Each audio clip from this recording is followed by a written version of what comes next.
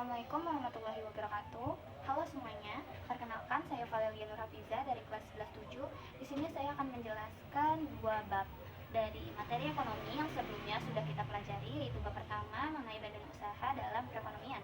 Untuk tujuan pembelajaran dari bab 1, yang pertama yang akan saya jelaskan itu perbedaan dari konsep badan usaha dan perusahaan. Badan usaha ini merupakan kesatuan yuridis ekonomis yang didirikan untuk meraih atau memperoleh dan mendapatkan keuntungan. Nah, kesatuan yuridis ekonomis ini merupakan individu atau sekelompok orang yang mendirikan badan usaha yang dalam proses pelaksanaannya membutuhkan modal dan tenaga kerja. Dan badan usaha ini bersifat resmi atau formal, berbeda dengan perusahaan.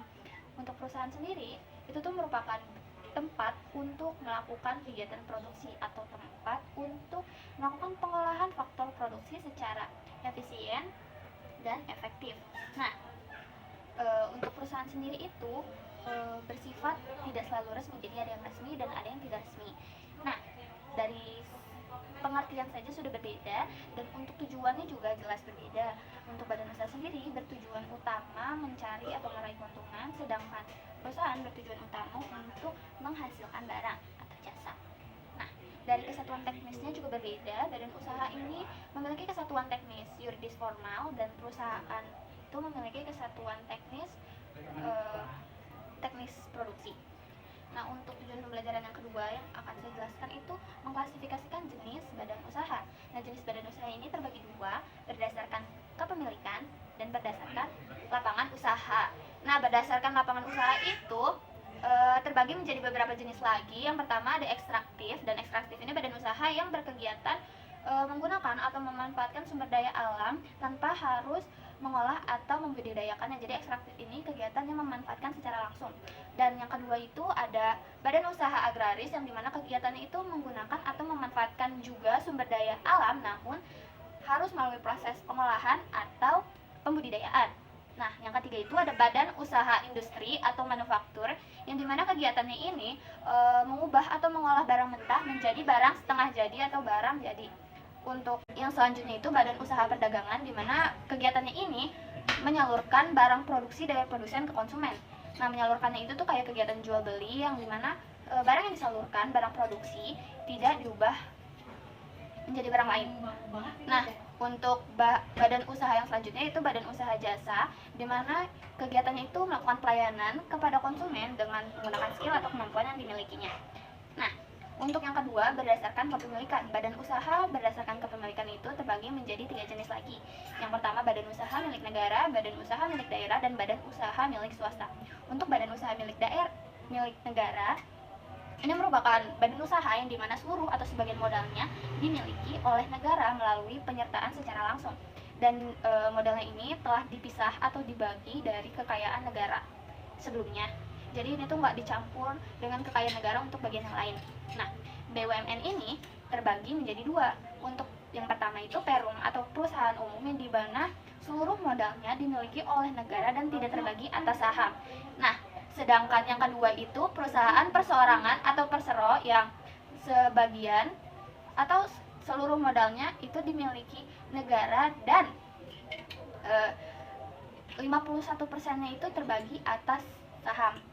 Nah, untuk badan usaha milik daerah itu juga sama kayak BUMN namun dimiliki oleh daerah. Jadi pengertiannya itu badan usaha yang seluruh atau sebagian modalnya dimiliki oleh daerah melalui penyertaan langsung dan telah dipisah atau dibagi dari kekayaan suatu daerah. Nah, dimana tujuannya ini tuh untuk membantu pengembangan perekonomian daerah tersebut. BUMD juga dibagi menjadi dua, perum dan persero, dimana sama seperti BUMN sebelumnya. Untuk perum itu seluruh modalnya milik daerah dan tidak terbagi atas saham, sedangkan persero 51% modalnya terbagi atas saham. Nah, untuk yang terakhir itu BUMS di mana seluruh modalnya dimiliki oleh pihak swasta atau pihak pribadi karena BUMS ini bisa didirikan secara pribadi atau bersama dengan pihak lain.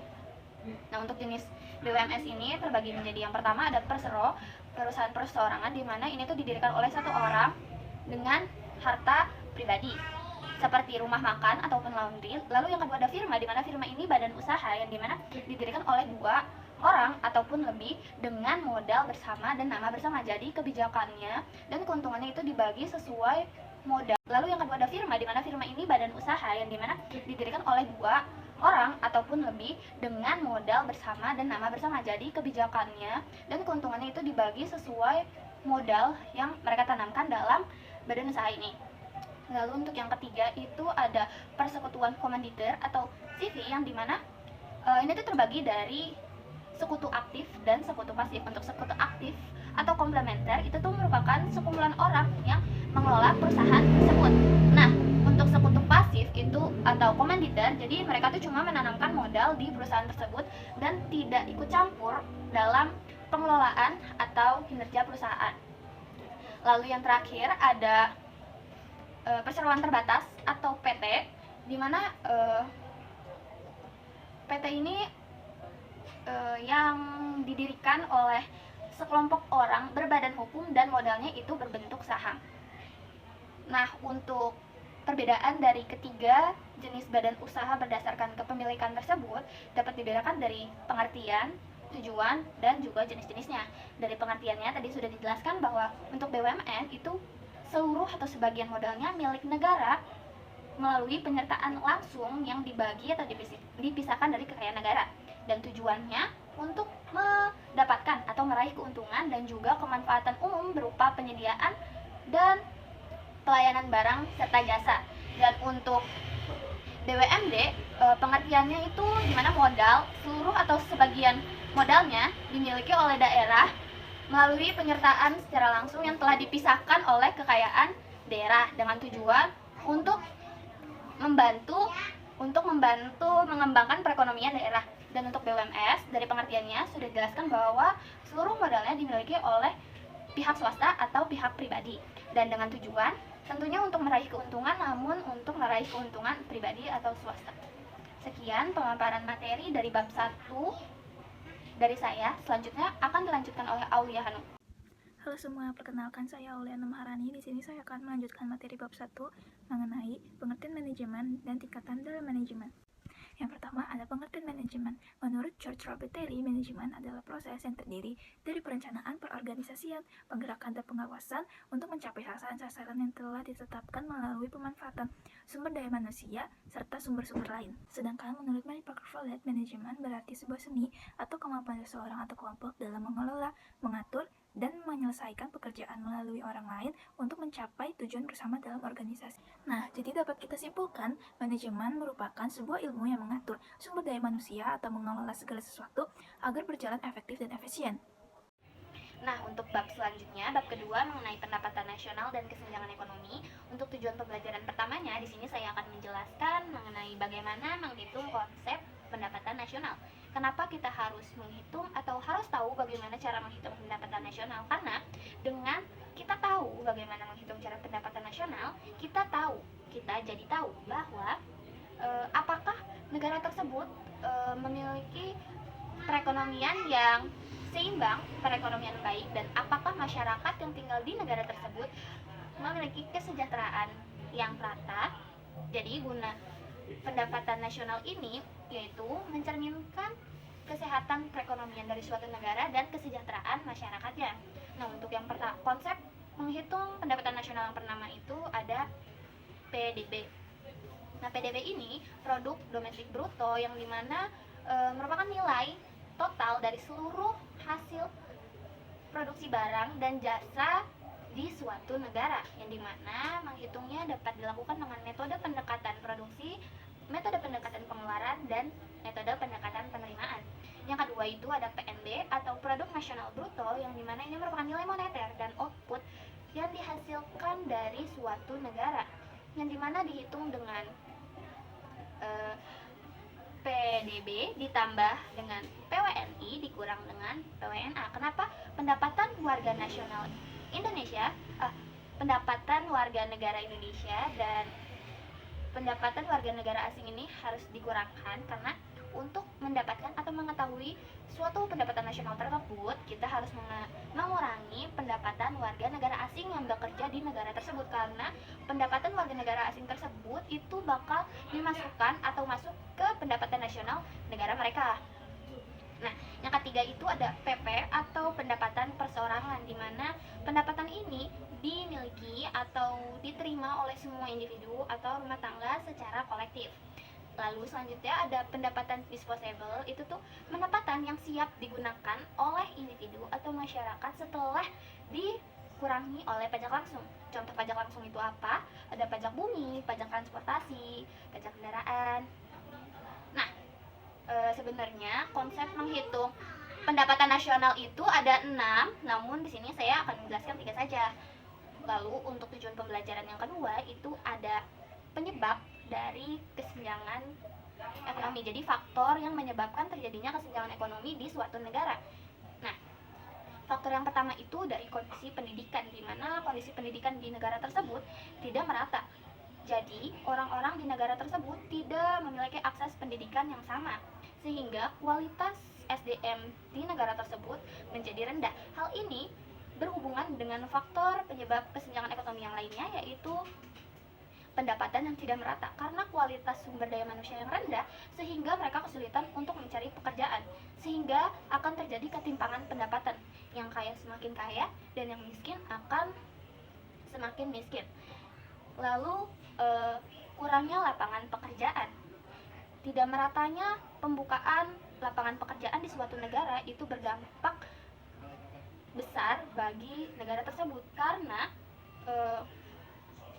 akan banyak sekali pengangguran di negara tersebut apabila kondisi demografi, kondisi penduduknya semakin meningkat.